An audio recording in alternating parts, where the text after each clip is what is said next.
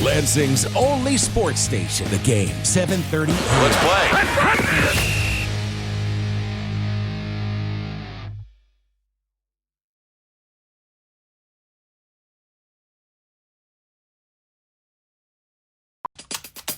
Two sets of twins help their teams to state titles, and one basketball power completes the quadfecta.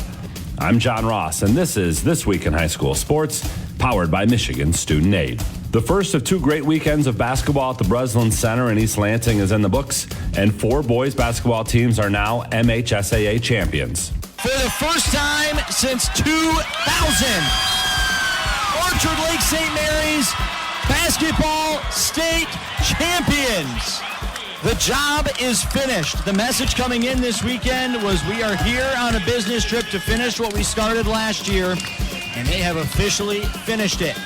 That was Erik Vanderpfeifer of the MHSAA Championship Radio Network with the call as Orchard Lake St. Mary's knocked off North Farmington in the Division I final.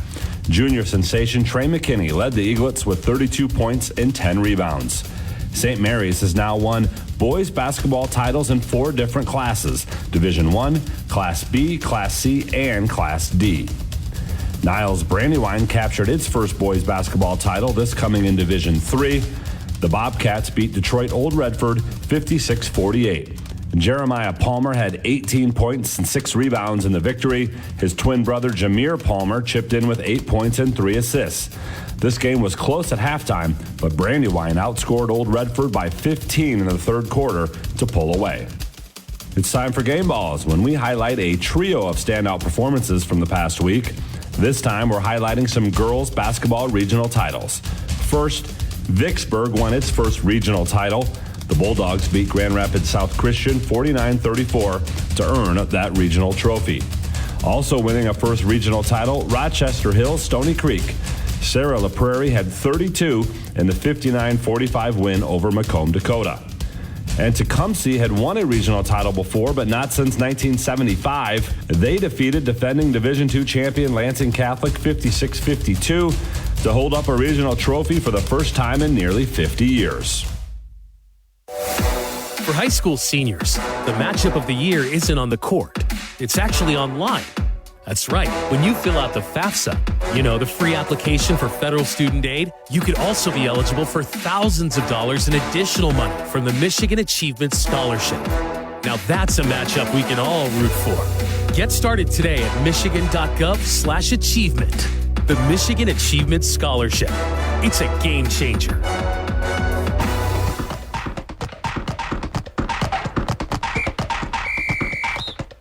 Our weekly Be the Referee feature takes a look at the fine art of officiating with registered official Paige Winnie. When watching a college or NBA game, the last 2 minutes of the game can seem like it takes forever, especially in recent years where more and more judgment calls made by officials are subject to instant replay. At the high school level, video is not used to make a ruling or confirm or overturn a call made during the course of the contest. The only time video review is used in basketball at the high school level is at the MHSAA semifinal and final games. In these games, video review can be used only to determine if a shot was released in time at the end of the fourth quarter or overtime, or if that shot was a 2-point or 3-point field goal attempt. The MHSAA believes that this very limited use of replay in these games at the very end of the tournament series in boys and girls basketball is the right call. Thanks, Paige. Now more than ever, we need officials. If you're interested, please go to the MHSAA website now to register. Back to the Breslin Center. Moses Blackwell has it as the clock expires. Blackwell throws the ball up in the air, and Warren Lincoln celebrates the first ever boys basketball championship in school history. Denny Cap of the MHSAA Championship Radio Network there as Warren Lincoln won its first boys basketball title 53-39 over Grand Rapids Christian in the Division II title game. The Abes, yes, the Warren Lincoln Abes, what a great nickname, got 24 points from Marcus Blackwell and another dozen from his twin brother Moses in the win. And in Division IV, Wyoming Tri-Unity Christian beat Mount Pleasant Sacred Heart 79-59, winning its sixth boys basketball title under head coach Mark Keeler. The defenders had all 5 starters go for double digits, and Keaton Blanker added 12 assists. For more on all 4 title games, please check out MHSAA.com. You've been listening to This Week in High School Sports, powered by Michigan Student Aid, a production of the MHSAA Network. This is the final installment for the 23-24 school year.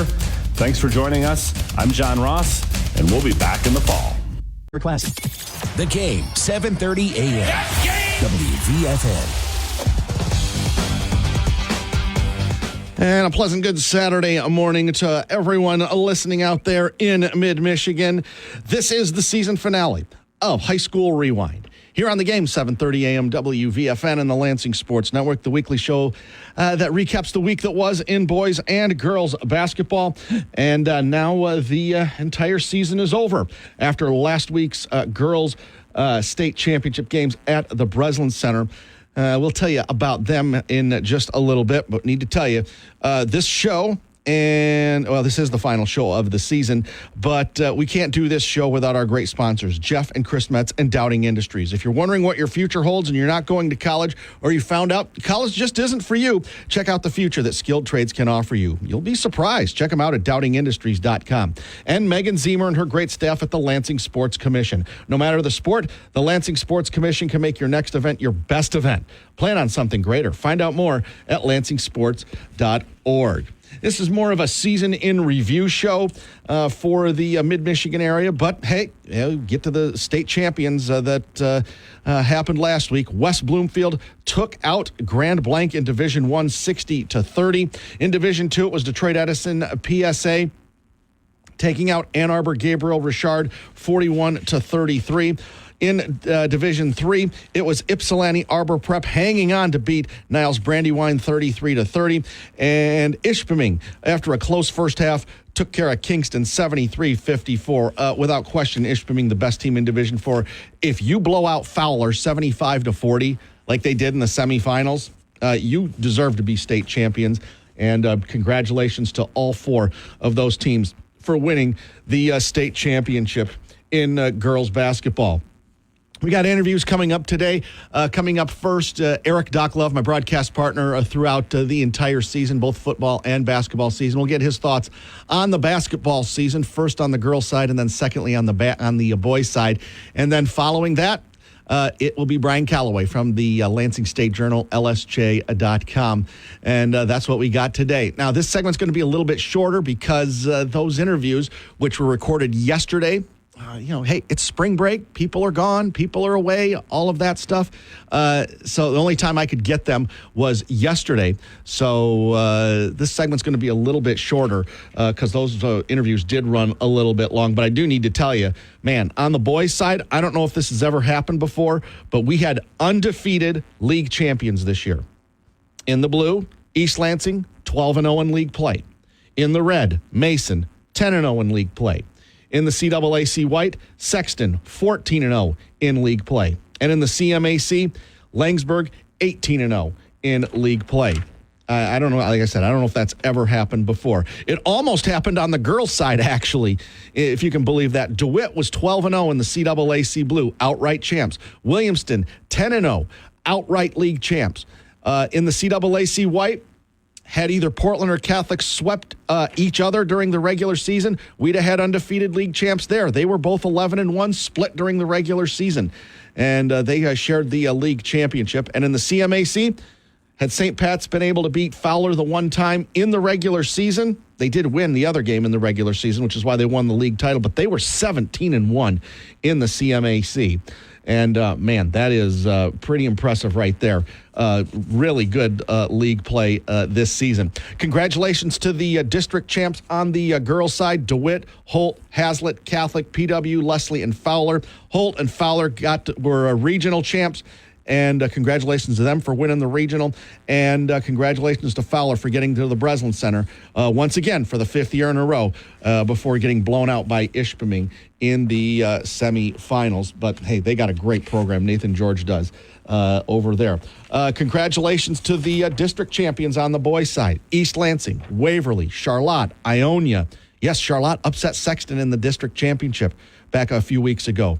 Mentioned Ionia, who upset Portland to get to the regionals. Langsburg, Pewamo Westphalia, and Fowler, all district champions. And out of that, East Lansing was the only one to win a regional championship and end up losing to Ann Arbor Huron in the quarterfinals. to finish 24-3. You'll hear me talk a lot about this with our guests coming up. So we'll stop the first segment here because Erik Doc Love is coming up on the other side of this break. You're listening to High School Rewind here on the game 730 AM WVFN and the Lansing Sports Network.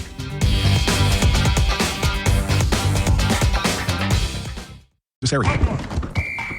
Welcome to Be the Referee with MHSAA registered official Paige Winnie. There's a new rule in volleyball regarding the wearing of jewelry. Previously, participants were not allowed to wear stud or post-like jewelry, such as earrings, even if they were covered by tape. But now, stud or post-like jewelry worn above the chin is allowed.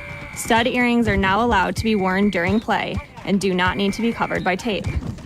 Hoop-style jewelry, such as hoop earrings, are still not allowed, even if covered by tape. If a player is wearing hoop earrings, the coach will be issued an administrative yellow card for the first offense and a red card for a second offense in that set. Items such as a medical alert medal or a religious medal must be taped to the body and can be visible during play. Thanks, Paige. You can be a referee. Go online now to register at MHSAA.com. Be the Referee is a part of the MHSAA network. WVFN.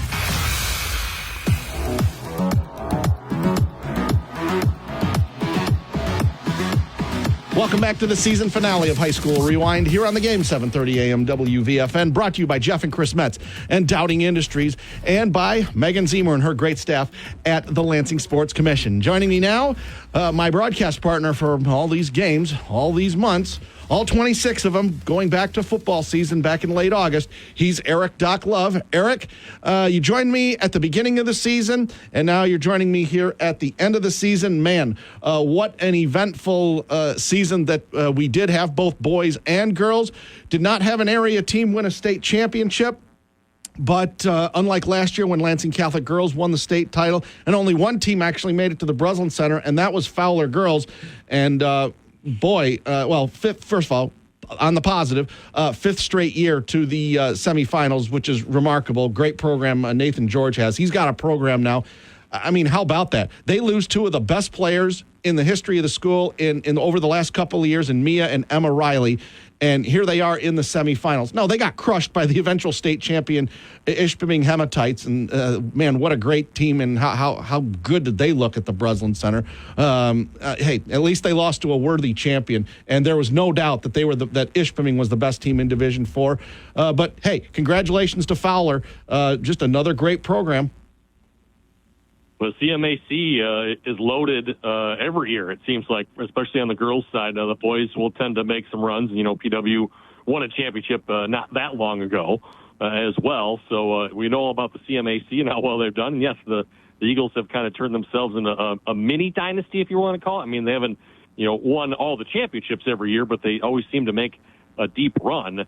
And but I want to go back, Brock. You keep saying all these months like it was a task for us to go to all these games every week. We had a lot of fun this entire season, that's for sure.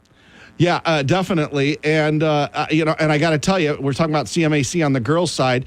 It just seems like that, when Fowler plays Portland St. Patrick in the girls' district final, doesn't matter where it is, whether it's Fowler High School, whether this year it was at Fulton High School, or when we did the district final, 3 years ago, just down the street here at Lansing Christian High School.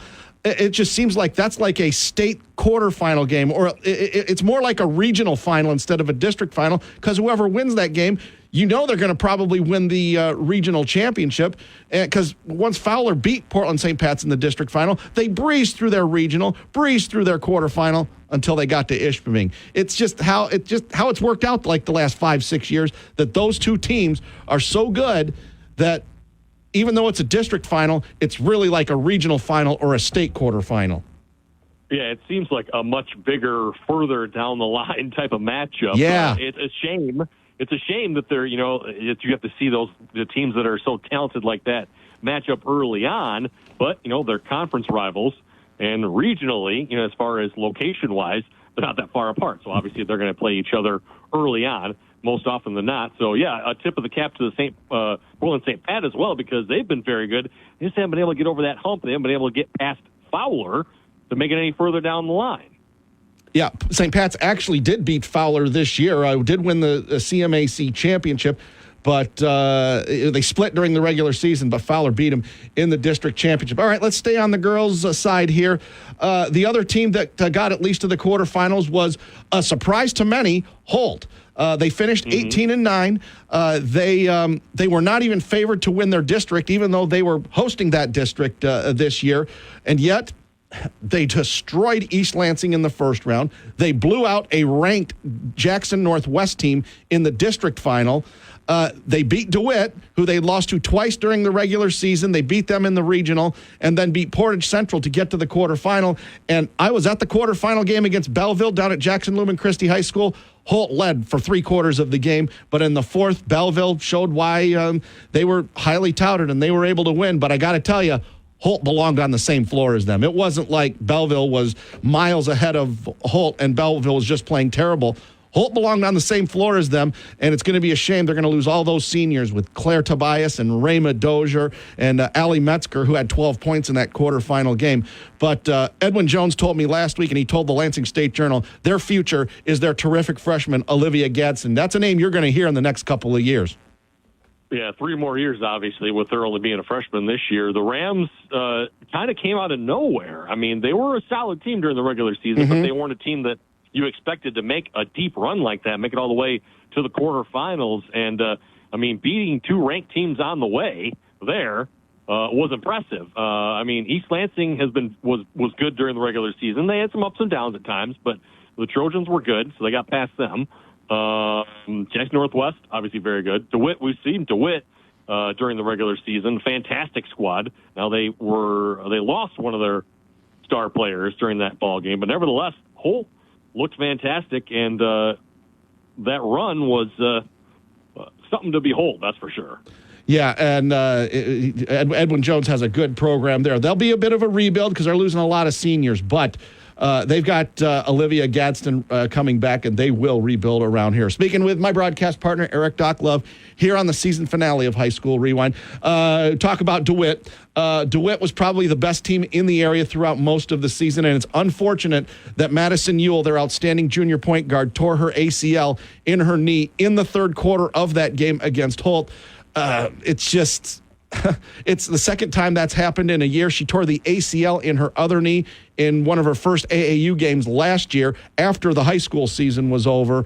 And, man, obviously that had an effect on them. But thankfully, she's just a junior, and her backcourt compatriot, Tara Kearns, are back for next year, as well as their number 3 scorer, Carly Dennis, will be just a junior next year. So even though DeWitt, disappointed they didn't get out of the regional for the second year in a row, Coach Bill McCullen's going to have another strong squad with those 3 young ladies.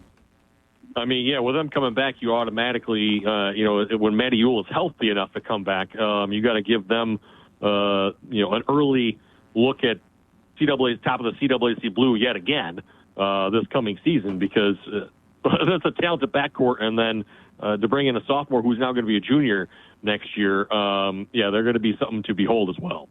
All right, moving on here. Hazlitt and Lansing Catholic were able to win. Districts. Hazlitt upset Williamston to get to the regional. Lost to Lansing Catholic in the regional. Kind of divergent teams there with Lansing Catholic. Going to be a rebuild next year. Of course, Catholic Division II state champs last year. They were hoping to get back there again, but lost to Tecumseh in the regional final. So it's going to be a rebuild next year. But heck of a season for Lansing Catholic, finishing 20-6. And one of the great senior squads that they've ever had there. They had been pointing to this class for a few years, and hey, they produced 3 straight district titles and a state title in 2023. Yeah, they peaked a little earlier. They're hoping for back-to-back, obviously, being seniors and winning again. They won last year with all those juniors, and they're coming back with the seniors. And we saw them against Portland in the district final in our last broadcast of the season for us. And they did a great job on Portland's home court, taking care of the Raiders on that one. That's another team that was hoping for a longer run themselves in Portland. But Lansing Catholic, they had their ups and downs at times too during the regular season, and found their stride towards the middle and heading into the playoffs, and had a chance, but ran into Tecumseh, like you said, and couldn't complete that back-to-back championship mode. But they'll be back again, because they're up and down themselves at times. through years, but they seem to find the right players and athletes to build themselves back up. But it might take a year, so it'll be a bit of a rebuild next year for Coach Casey Reed. On the other hand, Hazlitt, a lot of young players. They relied on a lot of sophomores this season after they lost 4/5 of their starting lineup last year. That's a team that's on the rise again. This was a bit of a rebuild, and they were able to get to the regionals this year. But behind sophomores like Christina Dixon, Coach Ross Baker has a bright future in the next year or two. Yeah, with all the underclassmen coming back, Williamson, obviously, they won the CAAC Red in the regular season, but Hazlitt able to get them in the playoffs and get a little bit of revenge in that one. So, talent coming back for Hazlitt, too. The Vikings be able to compete for that Red title next year. And finally, in Division III, PW and Leslie were district champs, but they were beaten in the regionals again. Two very solid programs now, Leslie in the Cascades Conference and PW perennially good every single year under Coach Steve Eklund.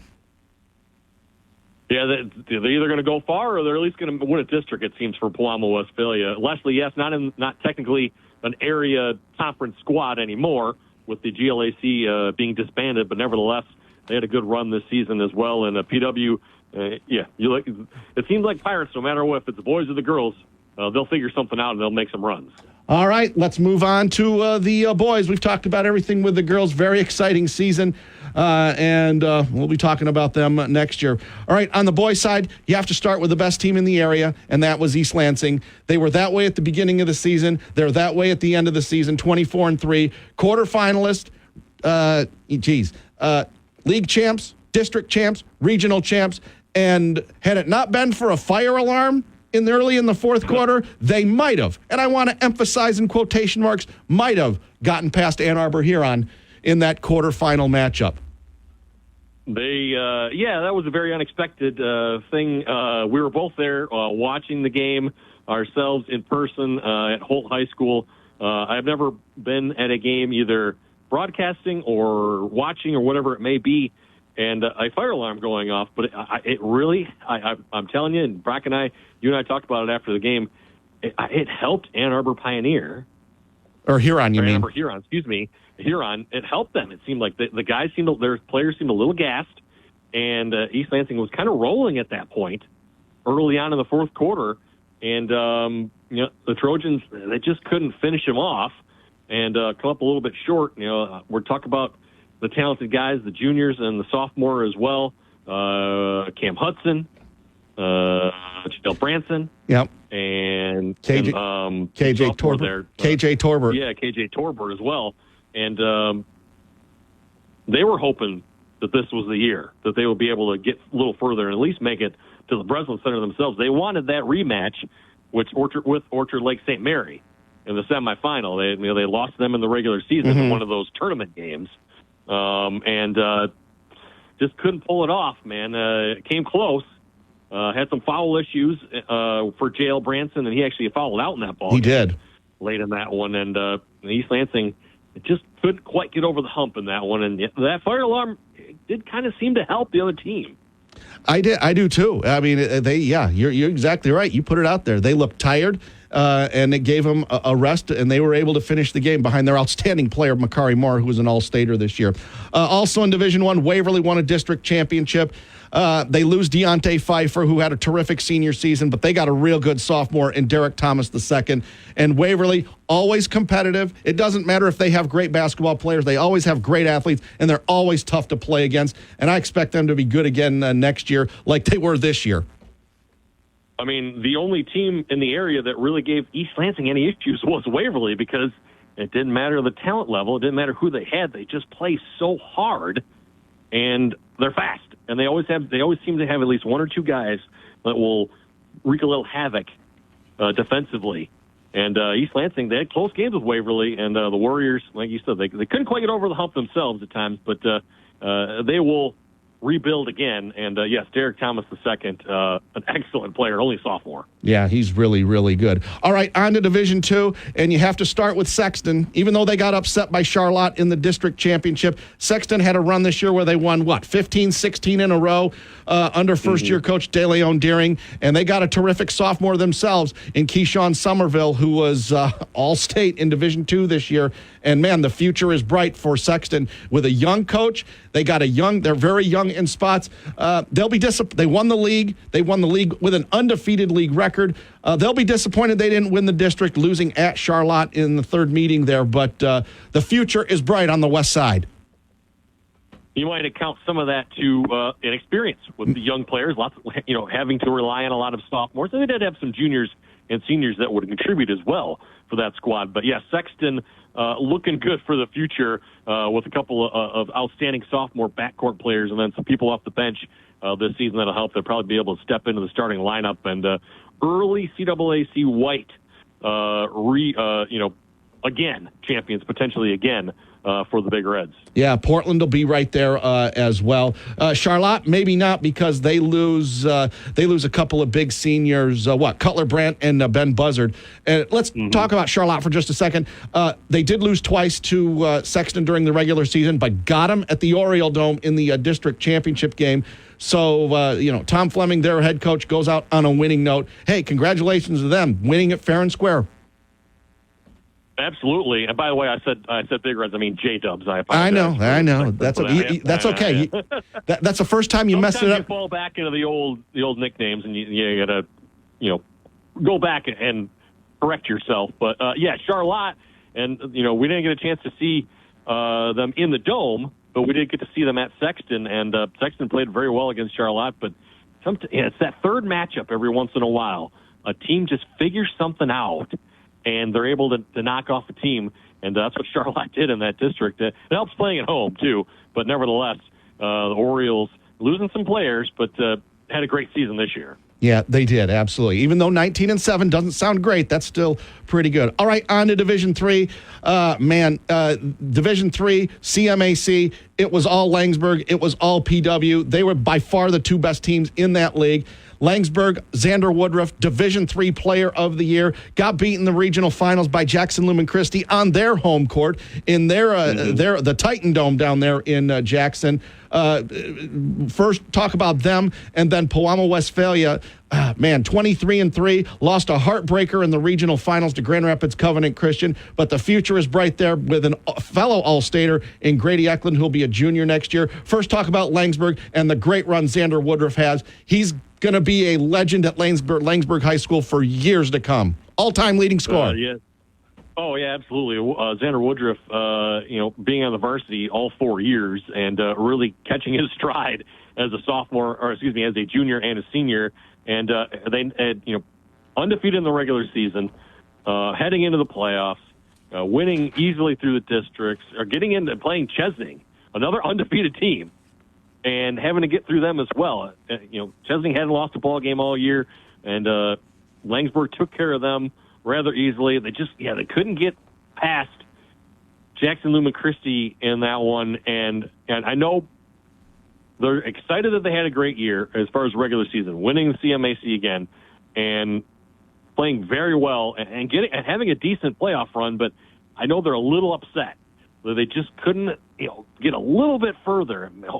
Make it to the Breslin Center again. It's been a few years since Langsburg's been able to make it to the Breslin Center, and Xander Woodruff, man, that dude could score, and in many different ways. He could shoot, he could get to the bucket, he hurt you at the free throw line as well. He was a tenacious defender too, so a guy that's we're going to miss around this area. I know Langsburg will be missing him, obviously with him graduating, but nevertheless, a fun player to watch, and I wish we had been able to see him in CMAC games a few more times while he was there. And as far as Grady Eklund goes, man, Dominic Snyder, the head coach, has a really good player to build around. His older brother, Jamison Eklund, was at Lansing Community College this year, and Grady, as expected, took over and became their best player. Yeah, Grady played on the varsity last year as a freshman, only a sophomore this year, was fantastic for the Pirates as well. They couldn't get past Langsburg, obviously, in the regular season games, but nevertheless made a nice little run in the playoffs themselves to the Pirates. And with Eklund, as you expect that guys make improvements year to year to year. So as a junior, you got to think that they get the supporting cast around him and they can make another deep playoff run themselves. All right, and finally, Division IV, Fowler hosted their own, won the district, hosted their own regional, was leading Wyoming Tri-Unity Christian in the fourth quarter of that regional semifinal game, but they fell to them. And it would just, they fell to them 46-39 at home. Fowler boys, another program, they're just really, really good every single year. They get toughened up playing that tough CMAC schedule, including those two teams we just mentioned, Langsburg and PW. Oh, and by the way, all Wyoming Trinity Christian did after they beat Fowler in the regional finals, they just went all the way to the Breslin and won the whole thing. Yeah, exactly. It's, you hate losing, obviously, and being eliminated from the playoffs, but it takes a tiny bit of the sting out when you've lost to the eventual state champion in that one. It doesn't really help. It's not gonna comfort you in any way, really, but it takes a little bit of the sting out of it. And CMAC, we talk about it every single year. They always have programs that step up and play well. Yeah, never fails. CMAC competitive every year, and so are you. You're the best I've ever been around as far as covering high school games. Erik Docklove joined me all season long, 26 games, 13 football, 13 basketball games. Thank you so much for coming on High School Rewind. What can I say? You're the best. And I'll see you at the yard this spring and summer. Well, you're too kind, Brock. Like I always tell people that Brock doesn't get enough recognition. He's a hard worker. He's a wonderful person, and people need to give him a little more respect out there. Thanks for having me on the show, Brock. Okay, you can stop any time now. Thanks, Erik. All right. Erik Docklove, my broadcast partner, joining me here on High School Rewind.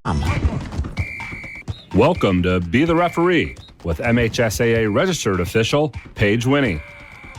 In basketball, when a player is inbounding the ball, his or her feet have to be behind the line when passing the ball. Their feet cannot be touching the line. But in soccer, a player just has to be on the line to complete a throw-in, even if their heels are both barely touching the line and the majority of their body is in the field of play. It is considered a legal soccer throw-in if any part of both feet are either touching the line or are behind the line, including if the player does a somersault or a front flip style throw-in. As long as they flip and land with both feet on or behind the line and throw the ball, it is a legal throw-in. Thanks, Paige. You can be a referee. Go online now to register at MHSAA.com. Be the Referee is a part of the MHSAA network. Lansing Sports Leader, The Game, 7:30 a.m.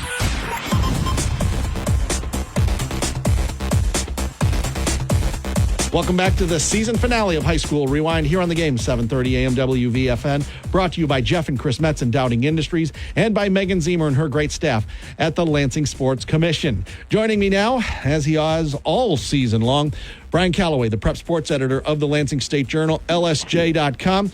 Well, now the girls' season is over. The season as a whole is now over, so we got to finish up talking about the girls' state finals last Saturday at the Breslin Center. And I got to tell you, watching Ishpeming take out Kingston, and they did. It was a close game for a while, but they put away a real good Kingston team by 19.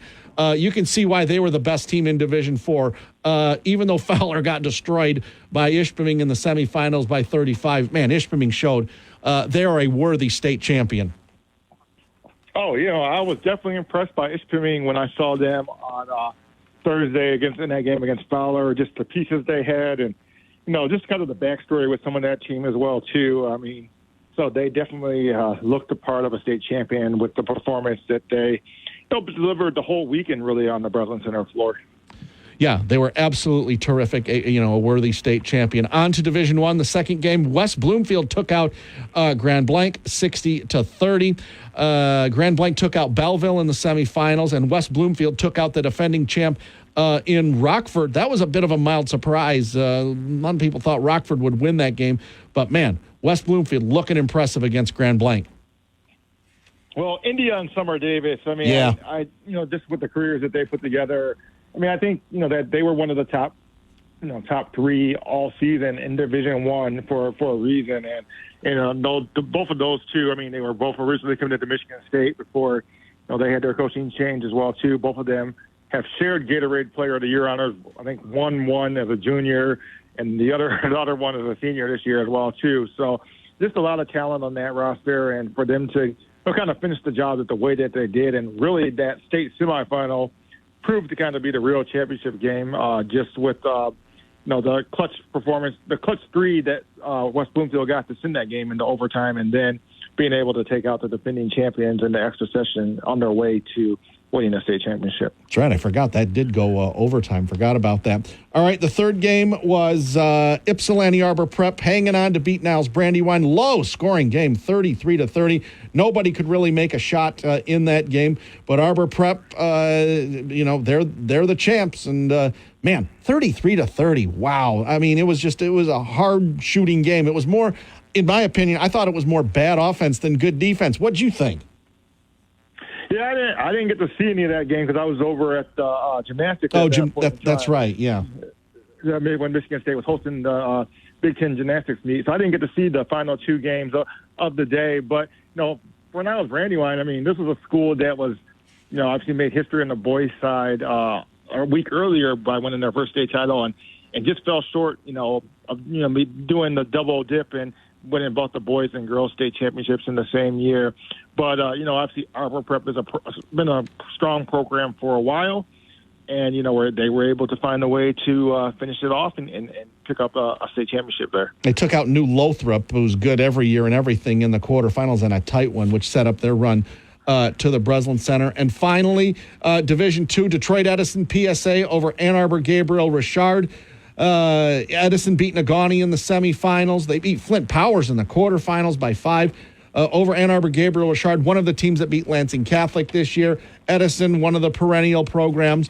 They are just outstanding, and they showed it against Gabriel Richard. Richard challenged him in the fourth quarter, but Edison PSA was able to win yet another Division II state championship. Obviously, Detroit Edison has that state championship culture. I mean, just kind of with some of the names that we've seen take them to the Breslin Center and win state championships over the year, whether it was with Kia Jackson and some of those years when they were able to knock off Pewamo, Westphalia in the Final Four over at the Breslin Center. And then you had the likes of Gabby Elliott and Dee Dee Hageman, who are now in the Michigan State women's basketball program that have made their marks. And then Dee Dee Hageman's little sister was a senior on the team this year that won that state title as well, too. And then, Ann Arbor Gabriel Richard, what a season that they had. Going unbeaten for the longest time this season. They had a lot of quality wins as well, too. You mentioned, they beat Lansing Catholic in the regular season. They beat Tecumseh in I think it was the quarterfinal, because that was the team that knocked Lansing Catholic out in the regional final. So, they had a lot of quality wins along the way, and they were the number one ranked team for a good chunk of the season just based on the resume that they built. So, tough ending for them, falling to a team like Detroit Edison, who will play anybody and anywhere and really plays a tough schedule to prepare themselves for moments like these. Speaking with Brian Calloway, prep sports editor of the Lansing State Journal, LSJ.com. All right, the boys basketball all-state teams were announced this week. The girls teams haven't been announced yet. That will be next week. But as far as the boys go, nobody from anybody around here in Division 4 made all-state. But in Division 3, no surprise we did. No surprise to me anyway that Xander Woodruff of Langsburg named the Division 3 Player of the Year. Man, 32-plus points a game. He's the all-time leading scorer, almost 1,800 career points. He's got the school record for most points in a game. In a season, 830, and in a career, almost 1,800. Woodruff leading Langsburg to a 50-2 record the last two seasons, and they've got a regular season record that is nearly 50 in a row, dating back a couple of seasons. Just absolutely remarkable there. And somebody who was just about as good was Grady Eklund, the outstanding sophomore at Pewamo, Westphalia. No shock to me that they were both all-state, and no shock to me that Woodruff was a Division III Player of the Year. What'd you think? Yeah, for sure, with Xander Woodruff in the season that he put together, and just, Langsburg being a team that was pretty much ranked number one, or in the top 5 a good chunk of the season as well, too. So he did a lot of impressive things and had some pretty strong numbers that obviously made him look like a very good candidate for voters in order for him to be voted the Player of the Year by a panel of sports writers in the state. So, definitely deserving with the season that he put together. I know that, both him and Langsburg would have liked to make it to the Breslin. Obviously, it fell short of that, falling in the regional final, but that doesn't really take away from the mark that he was able to make on the court when you kind of look at the back-to-back undefeated regular seasons and, the 50-2 record over the last two seasons and just the amount of big games that he had. I mean, I think he had at least 4 or 5 games that he had at least 40 points or something like that. So, I mean, it was a pretty strong resume that he built this season. Yes, Brian, absolutely. He was absolutely great. He's going to be an all-time great at Langsburg. He enters the all-time great category, and someone will be remembered for years to come at Langsburg High School. On to Division II, and we had 2 area players make All-State. Neither really surprised if you take a look back at it. Bo Lincoln, the senior at Olivet, and sophomore Keyshawn Somerville at Sexton. I know you're really, really high on Keyshawn Somerville, and I like him too. I've seen him play a handful of times. He's good. I think he needs a little bit more maturing, but hey, he's a sophomore. For him to make All-State at sophomore is pretty good. Doesn't happen all the time.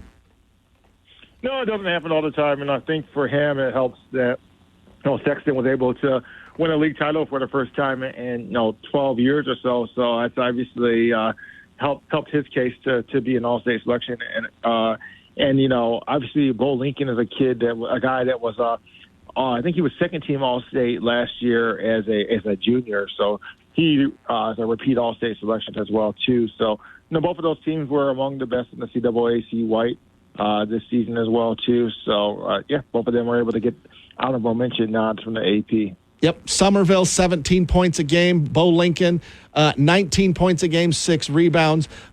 Just excellent seasons for both of them. And finally, in Division I, this was released yesterday, Thursday, that is, I should say. KJ Torbert, Cam Hudson, Division I, first team All-State. They were just terrific. The main reason why East Lansing got all the way to the quarterfinals this past season, like I said, just absolutely outstanding, 24-3. And they're pillars of the program now that look to be the best team in the area entering next season when they start practice in November. Oh, yeah, no doubt. Just with what those two were able to do to lead East Lansing, and they played some of the best competition that was around in the state as well too, and putting up those numbers. So, they played Orchard Lake St. Mary's. They played Warren Lincoln. They went East Kentwood. They went around and tested themselves and went and played some of the best teams the state has to offer. So, you look at the numbers they put up considering the schedule that they played. I think that's impressive what they were able to do, and obviously both of them are looking definitely like Division I basketball players. Eventually, because Torbert's 6'3". You can't believe that he's 6'3", but he is. He's 6'3", and he's just getting better and better. All right, as a season as a whole, the area's got to be disappointed that on the boys' side nobody got to the Breslin Center. On the girls' side, only one of them did. No surprise, I guess. It's Fowler, 5 straight trips to the Breslin Center, at least to the semifinals. What's it going to take for an area? Let's start with the boys. What's it going to take for an area team like an East Lansing or somebody else to get to the Breslin Center? Because it just seems like the last couple of years, it's just this. There's like a wall. As soon as they get to the quarterfinals, they hit the wall, and they just don't make it. What's it going to take, in your opinion? It just has been one of those things the past couple of years where that's happened. Obviously, we had, 2 years ago, Williamston was there, and then Ted Elkett, broke through. But if you think about Williamston and the run that they made to the Breslin Center, they had some disappointing postseason losses kind of before that they broke through and won a state and finished up and won it all. I think there was a couple times they made it to the semifinal, then they break through. Then there was a couple of times where they might have been upset in the regional round and had their run stopped before they broke through that year with Jay Wallace and Mason Docks and those guys right there. So, I think, it's just only a matter of time. Some of these teams have been knocking on the door. You look at a team like East Lansing that, they're going to have a lot of the pieces coming back, and they're going to be experienced and whatnot as well, too. So, they're going to be the team that you're going to be as poised to kind of break through and get it to the Breslin Center based on just kind of the heartbreak that they've had and being stopped in the quarterfinals the last couple of years. And I kind of look back to the East Lansing thing a little bit, just to kind of compare it a little bit to Mason football, because obviously they were a team that was kind of knocking on the door 2 straight years, making it to the state semifinal, and then the third year when a lot of those guys were older and had been through the experience of getting to that point twice and losing, they break through. And I mean, that's something that I feel like maybe could happen for East Lansing next year with the talent they have. But it's hard to win a state championship. I mean, a lot of it depends on draw. I mean, you got to be on every single night of the state tournament as well, too. You can't have any off nights as well, too. I mean, that's why they call it March Madness. I mean, we see it in the college NCAA tournament and, so many good programs that are never able to kind of break through and win it all. I mean, you got to have a lot of things go right. You got to be healthy. You got to be, if you have an off night, you got to be able to overcome that and find a way to win in other ways as well, too. But I think it's a matter of time. And obviously, I think East Lansing is going to be the team that we're all going to be kind of watching next year to see if they could break through, obviously, with the talent that they're going to have on that roster. Yeah, and let's talk about some of the best players returning. We start there with Cam Hudson and KJ Torbert. Hudson will be a senior next year. KJ Torbert will be a junior. They've got other guys that are going to be returning, JL Branson, BJ Wyndham. Yep. They'll have some other guys. They're going to lose big guys, Christian Dunn and Charlie Baker. But they got some other guys coming back, Deontay Macy, and they got Kingston Thomas, who played JV most of the year. He's David Thomas's son, the former Michigan Stater. He was brought up for the postseason run, and he played meaningful minutes in the quarterfinal, which was a surprise to me and Erik when we watched the quarterfinal game. So even though they're going to have some experience, they're going to have some youth behind them.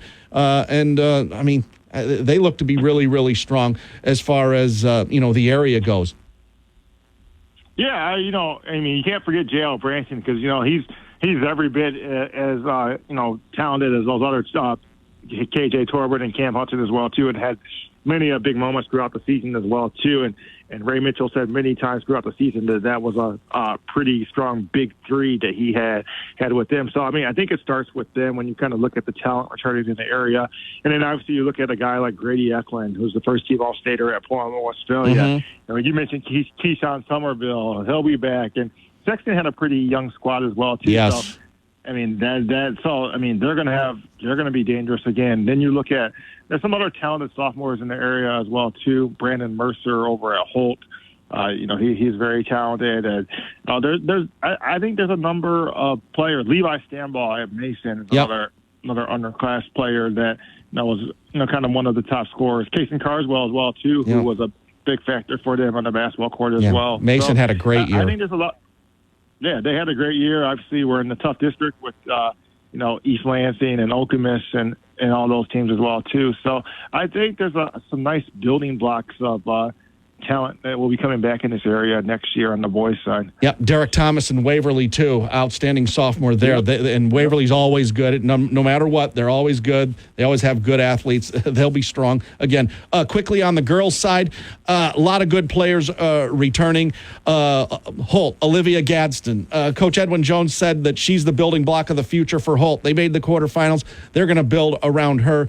She's very, very good. DeWitt, man, if Maddie Ewell hadn't torn her ACL in the state tournament, they might have made a run to the Breslin Center. But her and Tara Kearns and Carly Dennis are going to be back for Bill McCullen. Hazlitt's got some young pieces. They're going to be very good. PW's always good. And Fowler's just a great program. 5 straight trips to the semifinals. It almost doesn't matter who they put out there. They're going to be good. No, it doesn't. You mentioned Hazlitt. They had a lot of sophomores that stepped up for them this year. So, you think about Christina Dixon. It was a one that really kind of had a very strong season for them as well, too. So, Hazlitt's going to be another dangerous team and a team to watch next year as well, too, just based on the experience that a lot of those girls that were sophomores gained this year. And, they'll be back as juniors next year and they'll be big factors for Hazlitt as they try to do some things as well, too. And then you mentioned Katie Spicer and Fowler. She's another – that's another talented player coming back as well, too. I think that there's some nice talent on the girls' side as well, too, that will help some of these programs try to continue the success that they've had. Brian Calloway, Prep Sports Editor of the Lansing State Journal, LSJ.com. Thank you for joining me today and all season long. Really appreciate it. I owe you 1 or 2 or 3, and I will see you on the baseball diamond this spring and summer. Hey, sounds good, Brock. Thanks for having me all season. Brian Calloway, Prep Sports Editor of the Lansing State Journal. Welcome to Be the Referee with MHSAA registered official Paige Winnie. In golf, it's common to hear about birdies, eagles, maybe an albatross, or in my case, a snowman. But what if an actual animal interferes with your ball while in play? There are two kinds of interference. The first involves a ball still in motion. If you are putting and a squirrel darts out and stops or redirects your putt, you simply get a do-over from the original spot. Off the green, if a moving ball is stopped or redirected, you play the ball from where it ultimately stops. If your ball is stopped and a seagull picks it up and carries it off, you just replace the ball to its original spot and proceed. It doesn't happen often, but now you know how to deal with squirrels and seagulls in addition to birdies and eagles. Thanks, Paige. You can be a referee. Go online now to register at MHSAA.com. Be the referee as a part of the MHSAA network. Lansing's only sports station. The Game, 7:30. Let's play.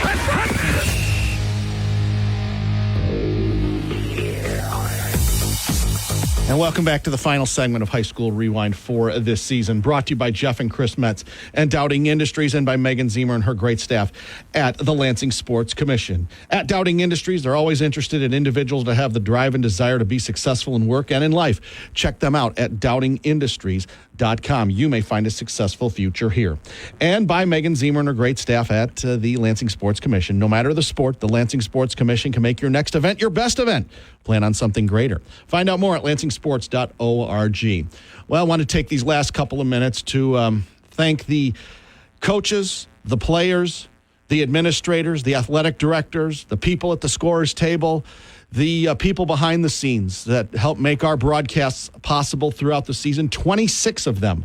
13 in the fall and in the early winter in football, and then 13 more in the winter and early spring here on WVFN. We could not do it without you. I don't want to mention anybody by name because I'll forget somebody and you'll get mad at me, and I don't want you to be mad at me for something like that. But thank you for all the help that you've given us. Thank you for all the kind words for the listeners out there that have given me and Erik throughout the season. We really appreciate it. Thank you. Thank you for listening. Thank you for caring about high school sports in the Lansing area. And got to thank Brian Calloway, the prep sports editor of the Lansing State Journal, going sometimes above and beyond to help us out, to make these shows possible, to make these games possible, to make this show possible by joining me every single week, not only during football season, but during basketball season here on High School Rewind, and by Erik Doc Love, who I wouldn't do these games without. He's tremendous. He's the best I've ever been around, and that's the fact of the matter. And also, again, want to thank you, the listening public, again, for caring about high school sports in this Lansing area, the nearly 40 schools in this area for football and boys and girls basketball. It's a joy to cover them. Sometimes it's a lot of work. Sometimes we have technical problems, but hey, we do it because of the kids, and we do, and that's just the way it is. Want to thank everybody for listening. Thank you to Erik Doc Love and Brian Calloway especially. And again, thank you, the listening public. Another season is over with, and see you on the baseball diamond or the softball diamond this spring and summer. And maybe, just maybe, you'll hear from us again sometime in August. Again, we got to thank Jeff and Chris Metz, Dowding Industries, and Megan Zemer and her great staff at the Lansing Sports Commission for sponsoring our coverage, not only in the fall, but here in the winter and early spring as well. That does it for another year of High School Rewind. Another year of high school sports coverage is over with, and hopefully we'll see you again in August. For everyone, I'm Brock Palmbush. Thank you for listening to High School Rewind on the Game, 7:30 a.m. WVFN and the Lansing Sports Network. Maybe we'll talk to you again in August.